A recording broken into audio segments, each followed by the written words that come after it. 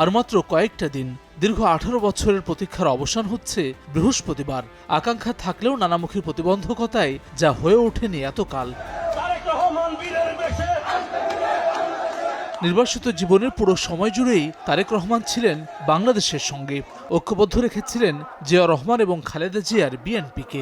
জুলাই অভ্যুত্থানের পুরোটা সময় জুড়েই ছিলেন সক্রিয়।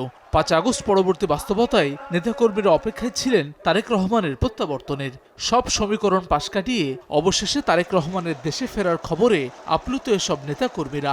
আমরা আশা করি তার আশার মধ্য দিয়ে বিএনপি আরও শক্তিশালী হবে। সকল অপশক্তিকে, সকল দেশবিরোধী ষড়যন্ত্রকে আমরা তার নেতৃত্বেই আমরা রাজপথে আমরা তাকে ধূলিসাৎ করব। মানবিক আগামীর যে বাংলাদেশ বিনির্মাণ হবে, সেই বিনির্মাণে তিনি হবেন প্রধান নেতা। ত্রয়োদশ জাতীয় সংসদ নির্বাচনের মাস দেড়েক আগে তারেক রহমানের প্রত্যাবর্তন ঘিরে বিস্তারিত পরিকল্পনা বিএনপির। দেশে ফিরে মানুষের দুয়ারে যাবেন বিএনপির ভারপ্রাপ্ত চেয়ারম্যান।